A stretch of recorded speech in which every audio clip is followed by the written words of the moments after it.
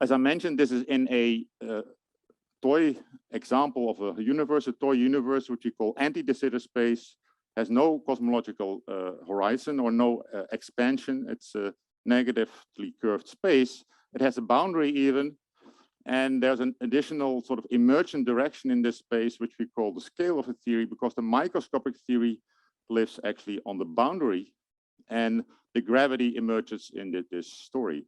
So this is a very well understood model, or actually theoretical description, I should say, of a theory of emergent gravity, where many of these ideas have been tested and actually have been developed. But the thing that I want to do in the next part is actually indeed take these lessons that we learned in this anti-de Sitter space and go to a more physical universe that has a dark energy in it. And then we want to, of course, see then what happens with these same ideas about the emergence of gravity. I briefly want to mention one fact about this, namely for ADS-CFT, we have indeed understood not just that there is a relationship between this area entanglement and entropy and entanglement, but there's also really an explanation of what is really the number of states that a black hole has, because this entropy also counts basically, well, the set of possible quantum states, the information that's required to describe a state of a black hole. And it turns out in this case, you need some thermal system on the microscopic scale, which is very different from just ordinary particles. It has some long strings, it's called, in them. And that picture, I think, is something we have to take over and maybe even apply in these other contexts if we want to go to the Sitter space. I'm not the only one working on this. This is a poster of a meeting that just took place 2 weeks ago in New York. This is the World Science Festival. And here it's Einstein and the quantum, entanglement and emergence. And it's precisely about this topic, how do we get gravity out of entanglement? And there the speakers were also Lenny Susskind and Mark van Raamsdonk, who's actually one of the key people who realized that the importance of quantum entanglement in this sort of gluing space-time from, say, the two parts of the horizon. And indeed, this whole idea that gravity emerges is something that by now, I think, in my community has been accepted. And I think that theory is going to be developed, but it's not something that we fully understand, and certainly not in the context yet of a space-time with a positive energy, dark energy. So anyway, these are some popular discussions about all of these ideas. I'll briefly mention this information paradox. Again, the word information appears here because this is one of the main focus of the discussions in the recent years.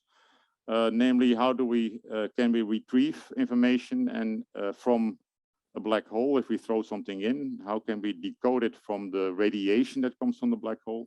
The reason I'm mentioning it is because this is really a model, a theoretical framework, a laboratory where we can develop ideas about emergent gravity and even emergence of space-time, because we want to understand in this case, how do we describe indeed the reality of both the thing that falls into the black hole as well as things that come into the radiation.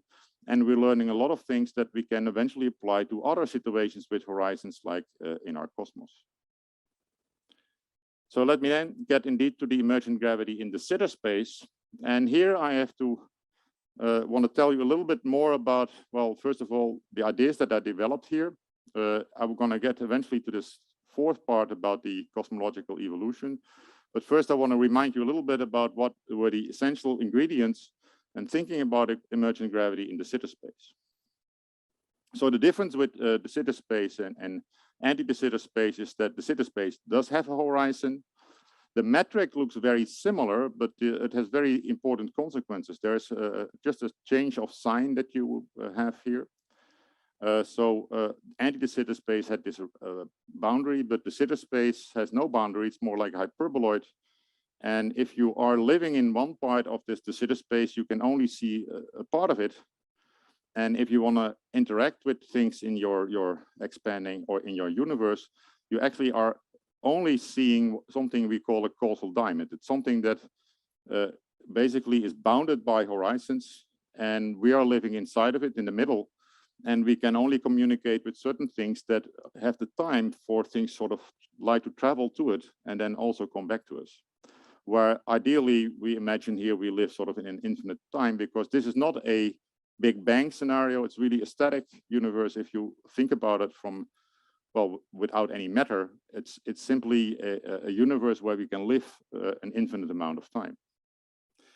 And it would describe quite accurately a universe with dark energy if there would only be dark energy. So if we would wait long enough in our universe and dark energy becomes really dominant, it would be described by de Sitter space.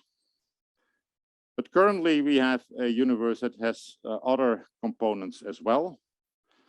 But since my central theme in this presentation is not just, well, what is the energy content, I'm more interested actually in what is the entropy content.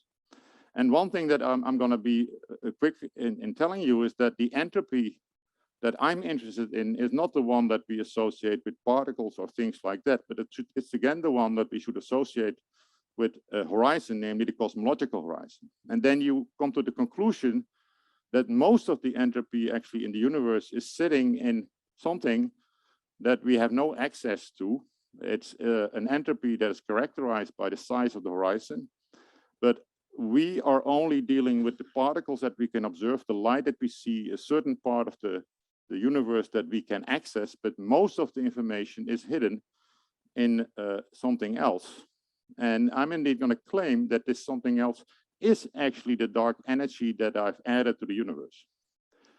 And then you estimate this number. Well, it's something that I think Charles told me once that it should be 1 to the 123 or something like that. It's a much bigger number than anything that we have in our entire universe. Even if we count all the black holes and so on, we will never get to this number. This number is really information in the universe that we cannot observe, and therefore it's really an entropy.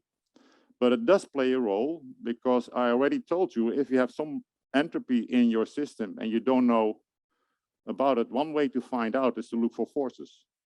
And actually, entropy can create forces. They can be entropic forces. And this is indeed the idea that I developed at the moment when I was developing the theory of emergence, of entropic gravity, is that when I thought about the cosmos, I had the image that our cosmos had much more information than we could actually access. And entropy, I knew, could give rise to forces. They can give rise to the gravitational force, but maybe to other forces as well, because this entropy is not something that is there simply, well, in here, associated to the horizon itself. Actually, it's an entropy that is associated to the dark energy, and actually it's an entropy that we can, well, even locally can have measure its consequences of. So how did I get to this number? I mean, there is in the cosmological setting also a horizon. It's given by the Hubble radius. Basically, if you have a constant Hubble constant, then the horizon is exactly given by c over h naught. And you can calculate the area of that horizon, and that number is what I told you about, if this would be the present day Hubble constant. There's also a temperature. Actually, one way to think about it is also as measured in the Hubble constant, but another way is even to write it again as an acceleration. Because if you multiply the Hubble constant by c, it's an acceleration scale that sort of is associated with the cosmological universe.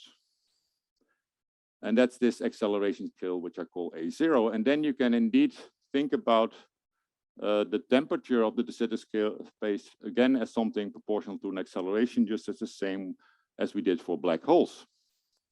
This, by the way, is this causal patch, which I told you about. It's also something called the static coordinate patch. And this is indeed the way I wrote already the Sitter space. Notice this minus sign, and this is where this horizon comes from, because that's where you read off in this metric. And so our observable universe looks kind of like a diamond where we live in the middle, and we have a horizon around it with a temperature. And so then you may ask, well, what is necessary to describe this? And I'm claiming indeed it's a state with a lot of entropy. I'm not the only one claiming this. Actually, one reason I missed the first day of the meeting is why I was actually in Paris for a meeting. But there was also a presentation by Ed Witten. Actually, there's a paper out yesterday. I'm just showing you a little bit It's actually about the Sitter space, and it has also to do with entropy.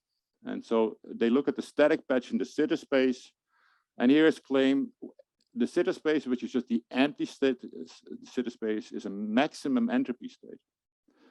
And so when you add things to it, actually you lower the entropy.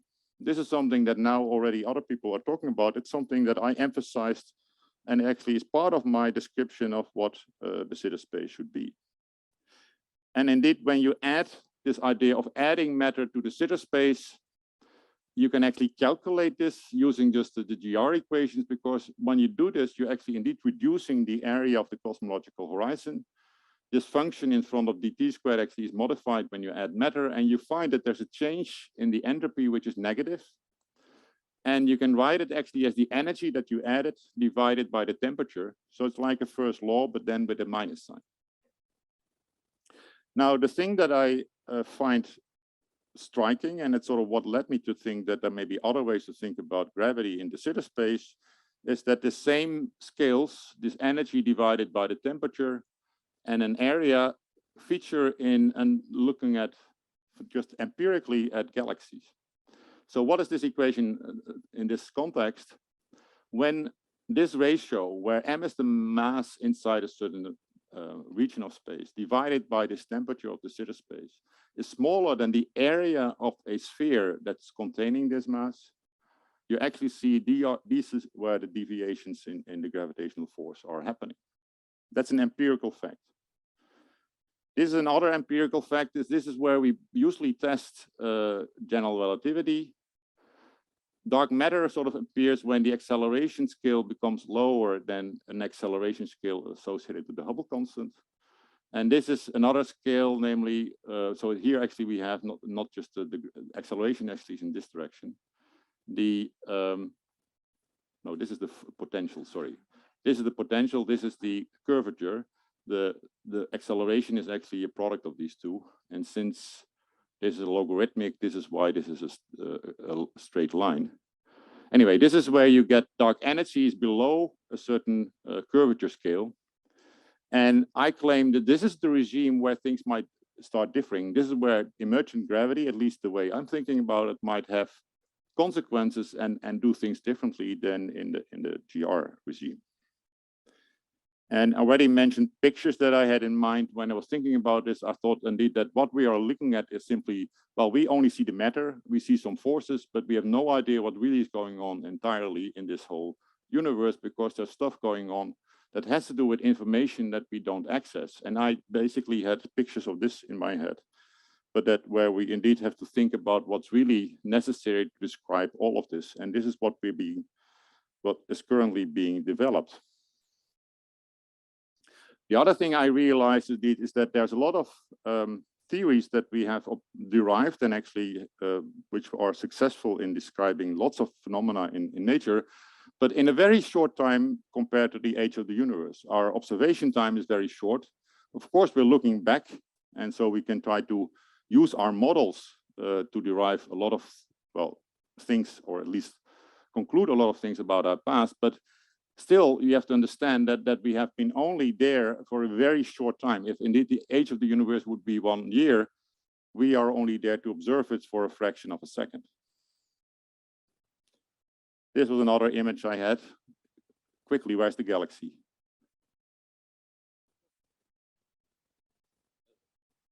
It's the middle, yeah, but the pictures are very similar. I claim the physics is kind of similar, same. This is, of course, anyway, this is a tornado. This is just a whirlpool.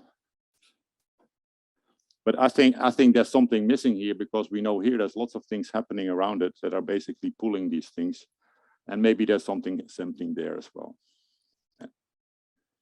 The other picture I had is really that we have a universe filled with information, and really these galaxies are in a sea of information, and there might be effects going on there.